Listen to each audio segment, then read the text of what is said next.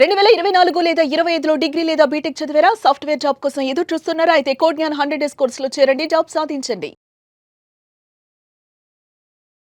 నమస్కారం అలగారి రవీంద్రనాథ్ గారు. నమస్తే అండి సిరి గారు. ఎక్కువ మంది డిస్కస్ చేస్తున్న టాపిక్ ఏదైనా ఉంది అంటే జెఫ్రీ ఎప్స్టీన్. అసలు ఎవరు ఈ వ్యక్తి? ఎందుకు ఈ ఫైల్స్ ఇప్పుడే బయటకు వచ్చాయి? ఈ ఫైల్స్ బయటికి రావడం వల్ల ఎవరికి డేంజర్? అండ్ ఈ ఫైల్స్ కి మన భారతదేశానికి ఉన్న కనెక్షన్ ఏంటి సార్? దేశవ్యాప్తంగా ప్రపంచవ్యాప్తంగా అనేక సంచలనాలకి సెంటర్ పాయింట్ అయినటువంటి జెఫ్రీ ఎప్స్టీన్. ఈ జెఫ్రీ ఎప్స్టీన్ ఎవరు? ఇతను ఫైల్స్ ఏంటి? ఇతను ఏ రకంగా ఇన్ఫ్లుయెన్స్ చేశాడో, అసలు ఏం జరిగింది? సాధారణ ప్రజల్లో చాలా అనుమానాలు ఉన్నాయి.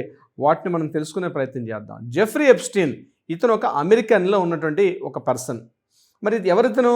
ఇతని చరిత్ర ఏంటి? ఒక 2 విషయాలు మీకు చెప్పే ప్రయత్నం చేస్తాను. జెఫ్రీ ఎప్స్టీన్ అనే వ్యక్తి సింగిల్ లైన్లో చెప్పాలంటే ఒక మోసగాడు, ఒక చీటర్. ఎంటైర్ తన లైఫే కంప్లీట్ చీటింగ్ అన్నటువంటి కోణంలోనే ఎంటైర్ తన లైఫ్ మొత్తం కూడా వెళ్ళిపోయింది. ఏం చేసేవాడు ఇతను? ఏం చేసేవాడు కాదు. అతను ఏంటంటే తన యొక్క అవసరాల కోసం చెప్పి అమ్మాయిల్ని ఎరగా వేసి ఆ రాజకీయ నాయకులకి, ఆ బిజినెస్ మెన్స్కి, కేవలం తన దేశంలో మాత్రమే కాదు ప్రపంచవ్యాప్తంగా ఉన్నటువంటి అనేక ప్రపంచ దేశంలో ఉన్నటువంటి పొలిటీషియన్స్కి, అదేవిధంగా ప్రపంచవ్యాప్తంగా ఉన్నటువంటి బిజినెస్ అందరినీ కూడా ఇతను ఒక బ్రోకర్, ఒక మోసగాడైనటువంటి బ్రోకర్, వాళ్ళిద్దరినీ కలపడం, తనకు కావాల్సిన తన లాభాన్ని తీసుకోవడం. ఇది అతను చేసినట్టు బ్రోకర్. బ్రోకర్కి చాలా మంచి పదం ఉంది. బ్రోకర్ అంటే తక్కువేం కాదు. కానీ ఇతను అమ్మాయిల్ని ఎరవేసే బ్రోకర్. పోనీ అమ్మాయిల్ని ఎరవేయడం అన్నది అదొక దీనికంటే కాదు.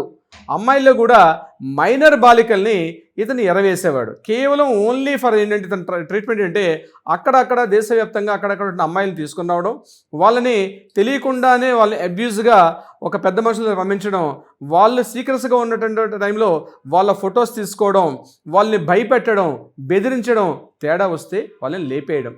అంటే ఒక మాఫియా డాన్, ఒక under ground mafia don activities అన్నీ కూడా ఈ జెఫ్రీ ఎప్స్టీన్ అనే వ్యక్తి సుమారుగా ఒక 3 దశాబ్దాల పాటు అమెరికాలో చాప కింద నీళ్ళ చేసేవాడు.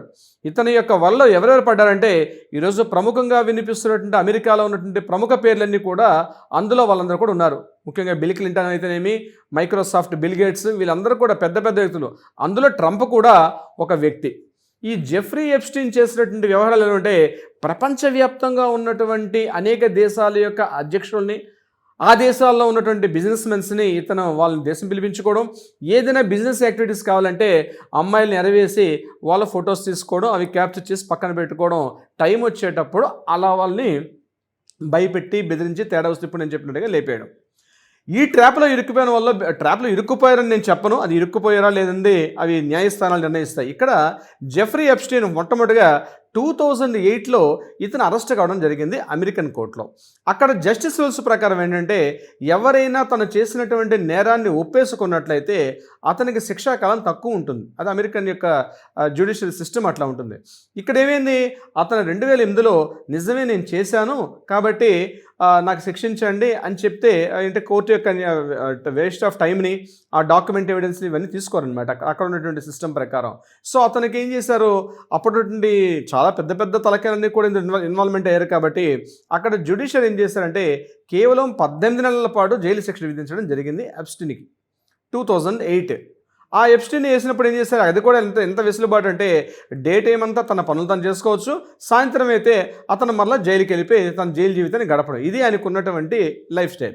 ఈ రకమైనటువంటి వెసులుబాటు అక్కడ ఆయనకి వెసులుబాటు ఉన్నటువంటి, అంటే ఇది పనిష్మెంట్ అంటారా ఏంటో తెలియదు, అటువంటి ఒక సిస్టమ్ అన్నటువంటి ఆయనకి ఇవ్వడం జరిగింది. దీని వెనక చాలామంది హస్తం ఉందంటారా, అది కూడా మనకు తెలియదు.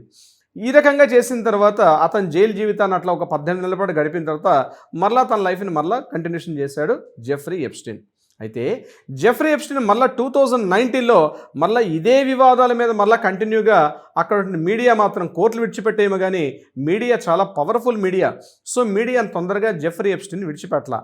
దీని మీద బలమైనటువంటి మళ్ళీ మీడియా కథనాలు అతను మళ్ళీ తన యాక్టివిటీస్ మళ్ళీ చేస్తుంటే మీడియా బలంగా మళ్ళీ వినిపించడం జరిగింది. ఆ టైంలో మళ్ళీ అక్కడ జ్యుడిషియరీ యాక్టివేట్ అయ్యి ఇతన్ని అరెస్ట్ చేశారు. 2019లో ఇతన్ని మళ్ళీ అరెస్ట్ చేశారు. 2019లో అరెస్ట్ చేసి ఇతను జైల్లో పెట్టారు. జైల్లో పెట్టిన కొద్ది రోజుల తర్వాత అనుమానాస్పద మృతిగా ఇతను చనిపోవడం జరిగింది ఇన్ ద ఇయర్ ఆఫ్ 2019లో. 2019లో ఇతను అక్కడ జైల్లో చనిపోవడం, కొంతమంది ఏమంటారంటే అతన్ని సూసైడ్ చేశారని కొంతమంది అంటారు, లేదు అతన్ని మర్డర్ చేశారని చెప్పి కొంతమంది అంటారు. ఏదైతేనేం 2019లో అతను చనిపోవడం జరిగింది. ఇక్కడతో వివాదం సద్దుమణిగిపోయింది అని అనుకున్నారు చాలా మంది. కేసు కూడా క్లోజ్ అయిందా సార్? చనిపోయాడు కాబట్టి కేసు ఆటోమేటిక్గా క్లోజ్ అయిపోయింది. ఇక్కడతో కేసు పార్ట్ అంతా క్లోజ్ అయిపోయింది. కానీ ఇక్కడ జరిగిన విషయం ఏంటంటే జెఫ్రీ ఎప్స్టీన్ ఏదైతే తన ఎంటైర్ ఈ 3 దశాబ్దాల కాలంలో తను ఎవరెవరికి ఏ రకంగా అమ్మాయిలు పంపించాడు, ఏ దేశాధినేతలతో ఏమేమి చేశాడని చెప్పి తన యాక్టివిటీలో భాగంగా తను కొంతమందికి మెయిల్స్ రాయడం కూడా జరిగింది. కొన్ని లక్షలాది మెయిల్స్ ఉన్నాయి. ఆ మెయిల్స్ అన్నీ కూడా ఇప్పుడు వెలుగులోకి రావడం జరిగింది. ఎందుకు వెలుగులోకి వచ్చాయి? ఇప్పుడు ట్రంప్ గారు కూడా ఇప్పుడు అక్కడ అమెరికాలో ట్రంప్ కూడా పవర్ఫుల్ ఒక పర్సన్గా ట్రంప్ ఉన్నప్పటికి కూడా ట్రంప్కి కొంత యాంటీ పర్సన్స్ కూడా ఉంటారు. ఆ యాంటీ పర్సన్స్ ఏం చేశారంటే ఈ ఎప్స్టైన్ తాలూకా ఫైల్స్ అన్నీ కూడా మళ్ళీ వెలుగులోకి తీసుకొని రావడం జరిగింది.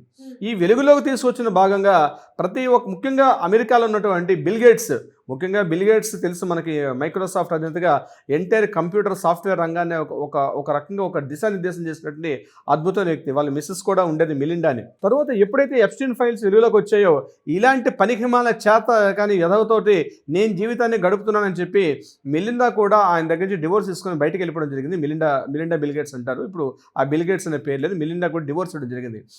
అంటే మనకు తెలిసినటువంటి విషయాలు నేను చెప్తున్నాను, రెగ్యులర్గా మనకు తెలిసిన విషయాలు. ఇందులో ట్రంప్ కూడా ఉన్నాడు. ట్రంప్ కూడా అనేక యాక్టివిటీస్ భాగంగా అంటే ప్రెసిడెంట్గా ఎన్నికైన సందర్భంలో కూడా ఎప్స్టీన్ని వాడుకున్నాడు. అంటే ఏంది వీళ్ళ యొక్క ఇంపార్టెన్స్ అంటే ఒక మెయిన్ పర్సన్ దగ్గరికి వెళ్ళాలంటే డైరెక్ట్గా మెయిన్ పర్సన్ తాలూకా కనెక్టివిటీ లేకపోతే ఇలాంటి ఒక బ్రోకర్ని, ఇలాంటి ఒక అమ్మాయిల్ని ఎరవేసేవాడిని తెలుసుకొని వాళ్ళ యొక్క వీక్ పాయింట్స్ తీసుకొని ఈ యొక్క ఎప్స్టీన్ ఈ లావాదేవీలన్నీ కూడా ఎప్స్టీన్ మధ్యవర్తిగా ఉండి చేసుకునేవాడు. ఇక్కడతో కథ ముగిసిపోయిందంటే కథ ముగిసిపోవాలా. ఇక్కడ విషయం మన భారతదేశానికి ఎందుకు వచ్చింది, భారతదేశంలో ఉన్నటువంటి కనెక్షన్ ఏంటి అని మాట్లాడుకుంటాం మనం. కనెక్షన్ ఏమిటి? ఇక్కడ ప్రెసిడెంట్ ఇప్పుడు ఏదైతే మన నరేంద్ర మోడీ గారు ప్రధానమంత్రిగా ఉన్నారో, ప్రధానమంత్రి నరేంద్ర మోడీ గారు 2017లో ఒకసారి ఇజ్రాయెల్ తోటి మాట్లాడుకోవడం కూడా జరిగింది. అయితే ఇజ్రాయెల్తో మాట్లాడుకోవడానికి భారతదేశం యొక్క ఆర్థిక సామాజిక ఏదైనా ప్రయోజనాల కోసం ఇజ్రాయెల్ ప్రైమ్ మినిస్టర్తో మాట్లాడారంటే అది కాదు అన్నట్టుగా ఒక మెయిల్ వెలుగులోకి వచ్చింది. అతను ఈ జెఫ్రీ ఎప్స్టైన్ తన ఫ్రెండ్కి రాసినట్టు ఒక మెయిల్లో ఈ రకమైన వివరాలు ఉన్నాయి. సో July 6, 2017 ఆఫ్టర్నూన్ 3:32 ఆ రోజు థర్స్డే, ఆ రోజు తన ఫ్రెండ్ అనేటువంటి బొరియోకి రాసినటువంటి మెయిల్లో ఏముందంటే Indian prime minister Modi took device and danced and sang in Israel. Future benefit of US president they had met a few weeks ago.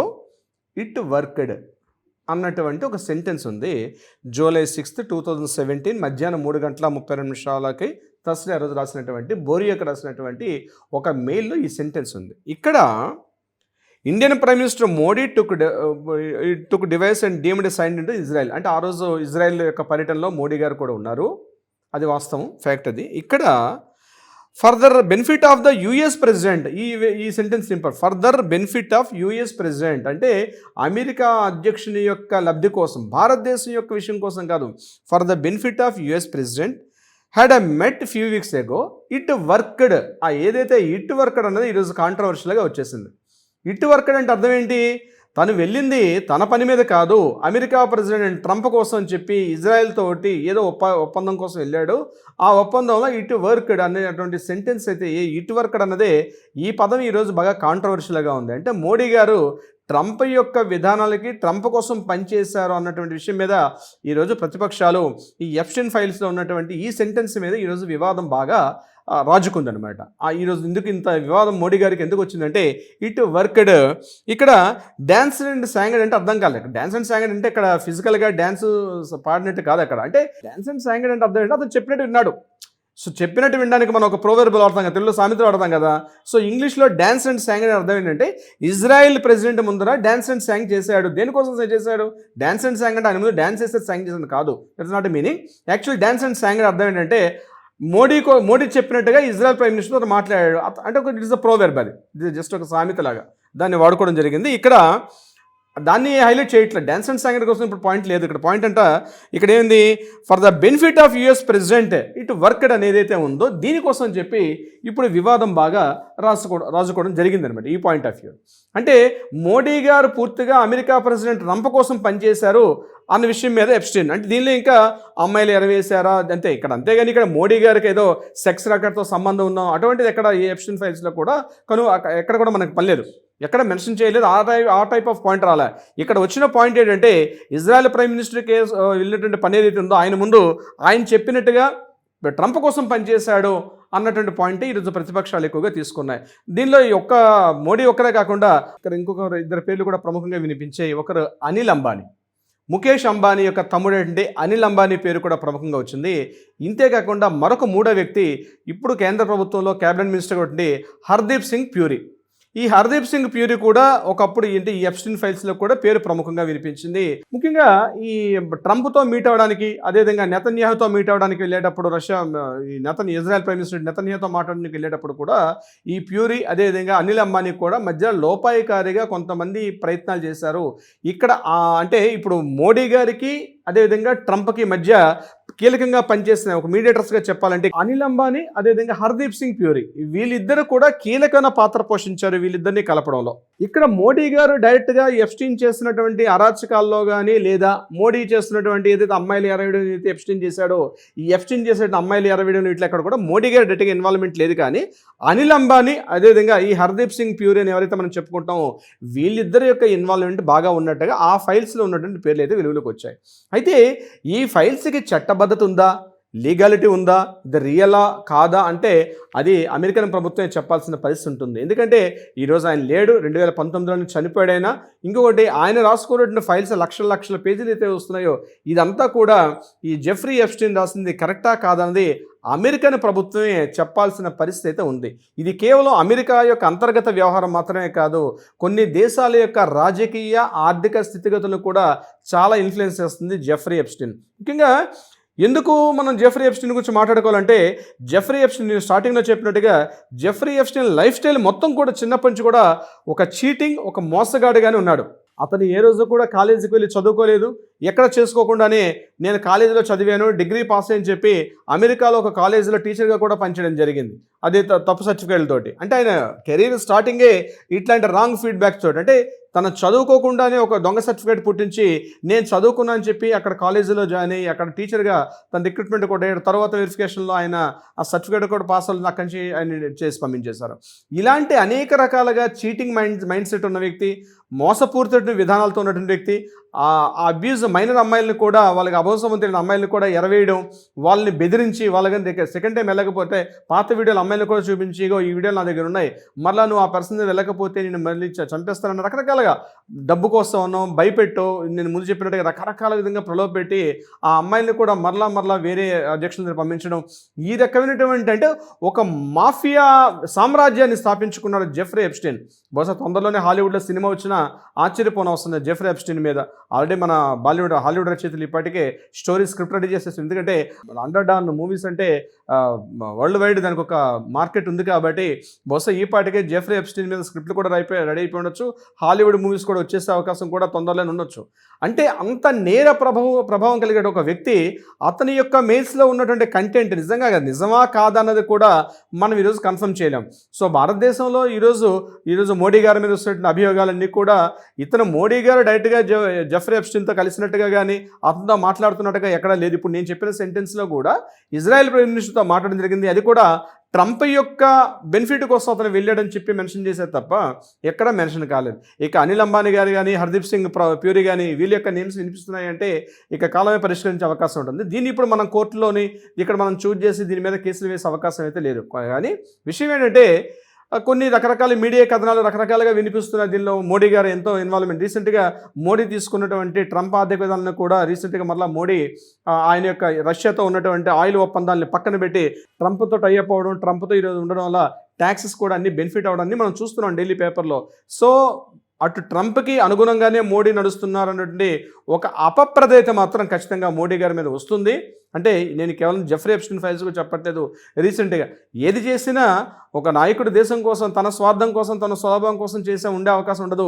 దేశ ప్రయోజనాలే ప్రధానంగా ఉండేటప్పుడు కొన్ని సందర్భాల్లో అవి వ్యక్తిగతంగా చూసేటప్పుడు తప్పుగా ఉండే అవకాశం ఉంటుంది. కానీ దేశం యొక్క భవిష్యత్తును దృష్టిలో పెట్టుకొని చేసేటప్పుడు ఇలాంటి జరిగే అవకాశం ఉంటుంది. బహుశా చేశారా చేయలేదండి భవిష్యత్తు నిర్ణయించే అవకాశం ఉంటుంది. బహుశా మనకు తెలిసిన ఇన్ఫర్మేషన్ అంతవరకు కాబట్టి నిజంగా జెఫ్రీ ఎప్స్టీన్ ఫైల్స్ రాశారా రాయలేదా, కానీ ప్రపంచవ్యాప్తంగా మాత్రం ఈ చేసిన ఈ జెఫ్రీ ఎప్స్టీన్ ఫైల్స్ ఏవైతే ఉన్నాయో ఆ డాక్యుమెంట్స్ ఎవిడెన్స్ అయితేనేమి, మెయిల్స్ ఎవిడెన్స్ అయితేనేమి, ఎందుకంటే అక్కడ FBI కూడా కన్ఫర్మ్గా ఇది దీనికి ఒక స్టాండర్డ్ ఉందని, లేకపోతే లీగాలిటీ ఉందని, ఎందుకంటే ఆయన ఎక్కడ జ్యుడిషియల్కి ఎక్కడ కూడా సబ్మిట్ చేయలే, కొన్ని ఆధారాలతో చేశారు. కానీ 2019లో ఆయన హఠాత్ పరిణామం ఏది జరిగిందో చాలా వరకు ఈవెన్ అమెరికన్ మీడియా కూడా చాలా సందర్భాల్లో అది మర్డర్ జరిగింది తప్ప ఎక్కడ కూడా ఆయన సూసైడ్ చేసుకోవాలని చెప్పి చాలా మీడియా కథనాల్లో కూడా న్యూయార్క్ టైమ్స్ లాంటి పత్రికలో కూడా రావడం జరిగింది. సో ఇది ఎంతవరకు ఇన్ఫ్లుయెన్స్ ఉంటుంది, ఏం ప్రభావం చూపుతుందండి కాలమే నిర్ణయించాలి శ్రీ గారు. డెఫినెట్గా sir. Anyways thank you so much. Thank you so much Sri గారు.